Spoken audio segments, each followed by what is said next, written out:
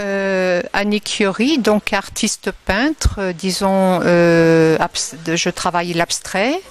J'ai, je dirais, une double casquette puisque je suis aussi psychologue clinicienne en libéral à Montpasse.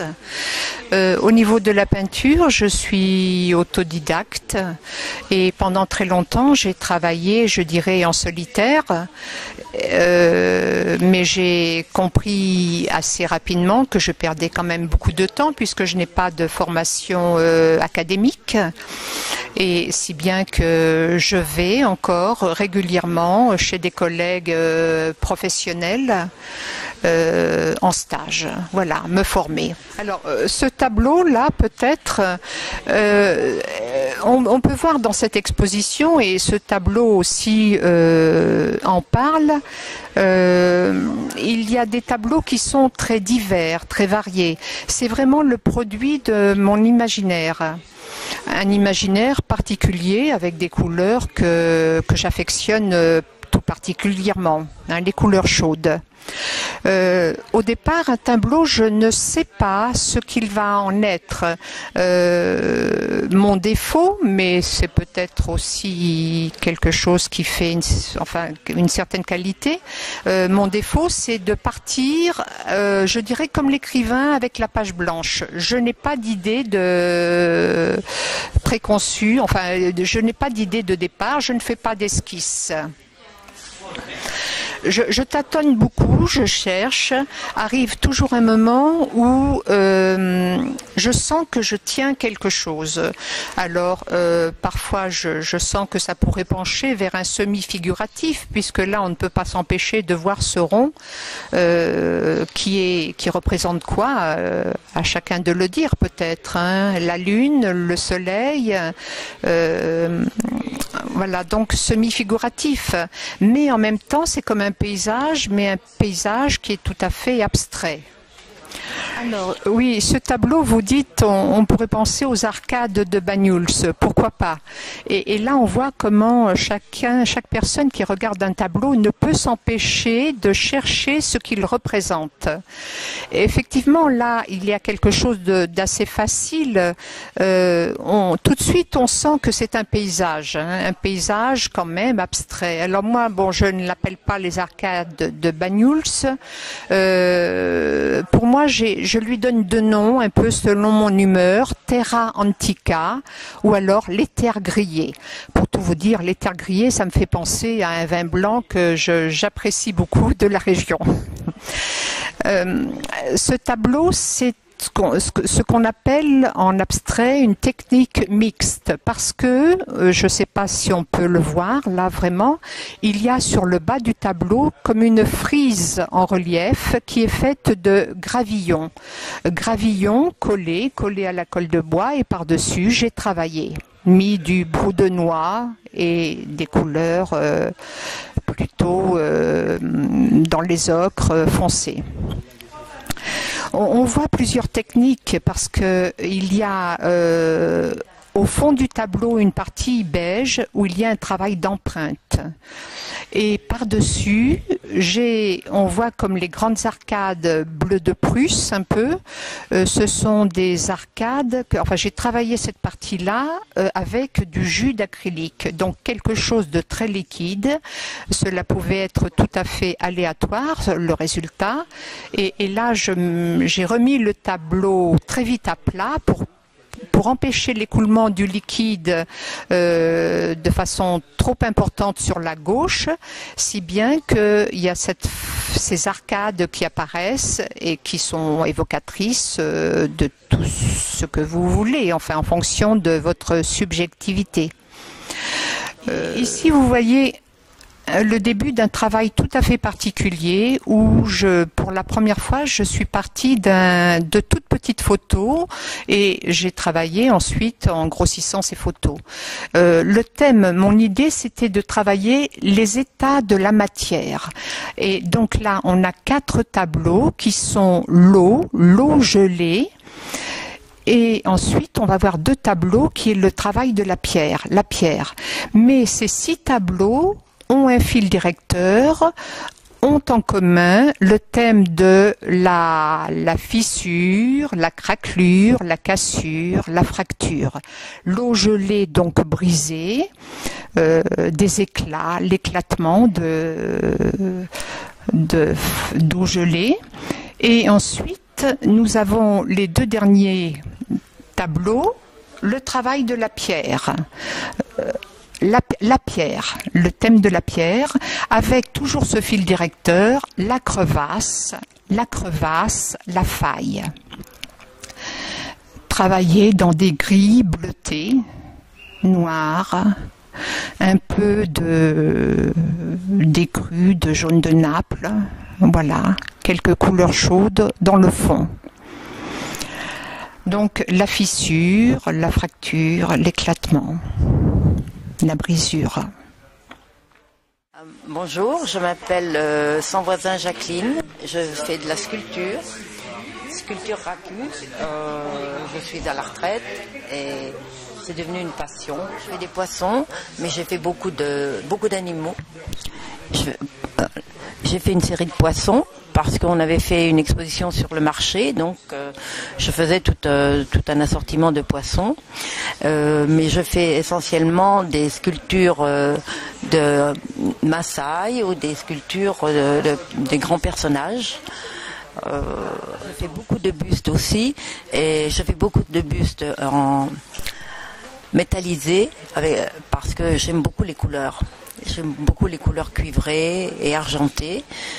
J'ai fait une série de guerriers et je les appelle des Maasai. Bon, c'est vrai que le vrai Maasai est surtout avec une tunique rouge, mais moi j'aime beaucoup les couleurs or, argent et beaucoup de turquoise, donc j'en ai fait un petit peu de toutes les couleurs.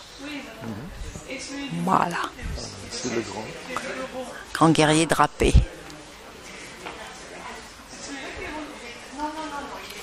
Et je leur fais en général des têtes assez particulières, assez drôles. Là, ce sont des femmes... alors, je fais beaucoup de têtes noires, parce que la tête noire, c'est de l'enfumage. Et beaucoup de couleurs et de métallisation.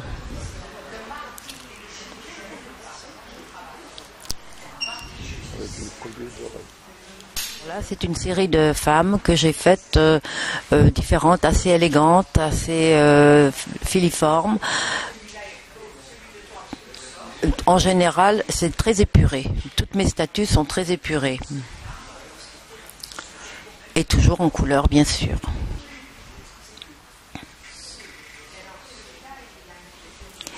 Et j'ai fait un marabout pour montrer l'enfumage, parce que le noir, c'est uniquement de l'enfumage, ce n'est pas de l'émail. Alors, j'ai fait quelques masques parce que bon, j'aime beaucoup les masques No, du théâtre No japonais, et comme le raku est une technique japonaise, et les masques en général se prêtent bien à cette technique parce qu'ils sont... J'ai fait un harlequin noir et blanc, et puis alors celui-ci c'est vraiment la technique pure du raku, c'est-à-dire le trait craquelé et l'enfumage. Oui, je m'appelle Michel Yori, je suis en fait ingénieur de formation en retraite, mais également écrivain, et j'ai écrit 5 romans, et je réédite donc mon premier roman, qui s'appelait L'Expulsion, ou Histoire du dernier berger de la vallée du Rio Ferré. Roman donc a été épuisé et les éditions Stock à Paris ne souhaitaient pas que le rééditer, donc j'ai décidé de le rééditer, de le faire rééditer récemment. Voilà, aux presses littéraires ici. C'est le roman qu'on voit ici. Voilà, et qui raconte une histoire vraie, qui je pense est intéressante. C'est l'histoire de l'expulsion d'un berger des montagnes, où il habitait dans un mas, reculé, bon, très isolé, et il a vécu là jusqu'à l'âge de 40 ans environ, hein. Il était né dans ce mas. C'est ce qui est assez intéressant. Et puis donc il y a vécu, il a eu un troupeau de moutons. il s'est occupé de ce troupeau de moutons, il s'est marié, il a eu des enfants. Et en fait, le roman raconte l'histoire du quotidien de ce berger et de la bergère, très dur, dans des conditions très difficiles, météorologiques bien sûr, le vent, les orages, la neige, le froid, et puis les chiens errants, les corbeaux, voilà, les chutes d'animaux dans les ravins, voilà, toute une vie donc extrêmement difficile, extrêmement dure. Et malgré cela, ils ont tenu le coup, malgré tous ces coups du sort, et en fait, ils ont été un peu à la fin, il y a eu un coup du sort beaucoup plus conséquent, qui est qu'ils ont été expulsés de leur mas, parce que le mas a été racheté par des Allemands très riches, et qui ont voulu récupérer le mas, donc ils les ont expulsés. Alors il y a une procédure qui a été très longue, j'ai suivi cette affaire, et elle m'a paru symbolique en fait de la fin d'un monde, parce que Roger était un personnage hors du commun, presque illettré, je dirais c'était un berger du 19e siècle égaré au 20e siècle. Bon, avec il parlait presque, je dirais, à moitié catalan, à moitié français, mais quelqu'un le cœur sur la main, très honnête, très droit. Bon, il était un peu égaré dans ce 20e siècle. Voilà, donc il a été expulsé. J'ai trouvé cette histoire terrible et donc emblématique un peu de la fin de ce monde paysan, tel qu'on a pu le connaître encore dans les années 60-70.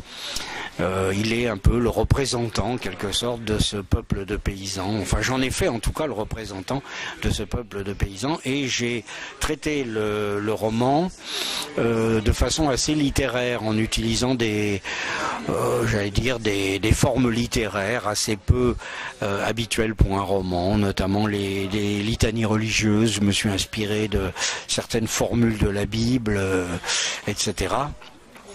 Et je dirais, ce qui m'a beaucoup étonné, c'est que le roman a été très bien perçu, en tout cas littérairement.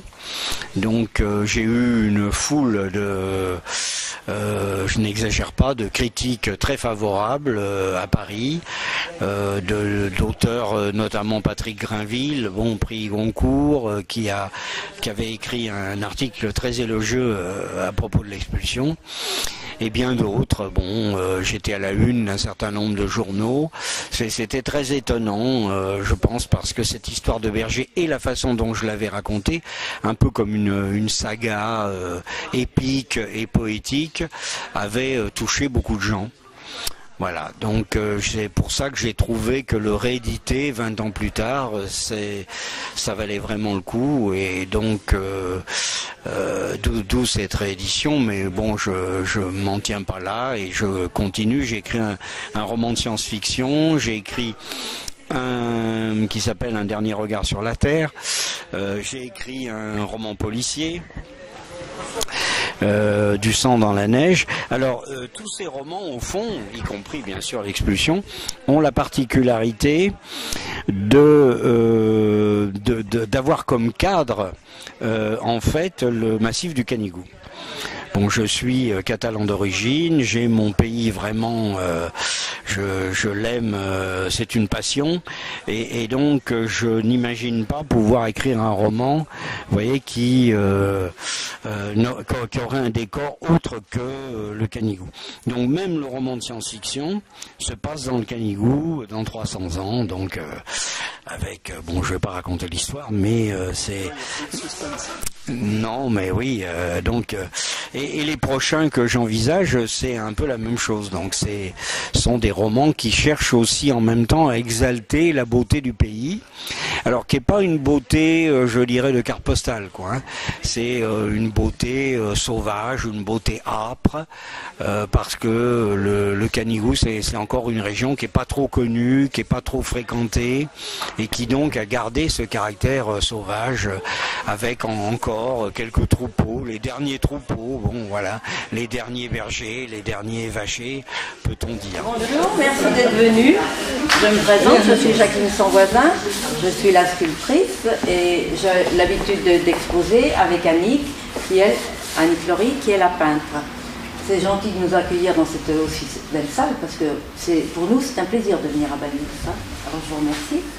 Voilà. Je fais de la sculpture racu. Je pense que vous savez à peu près tout le monde ce que c'est.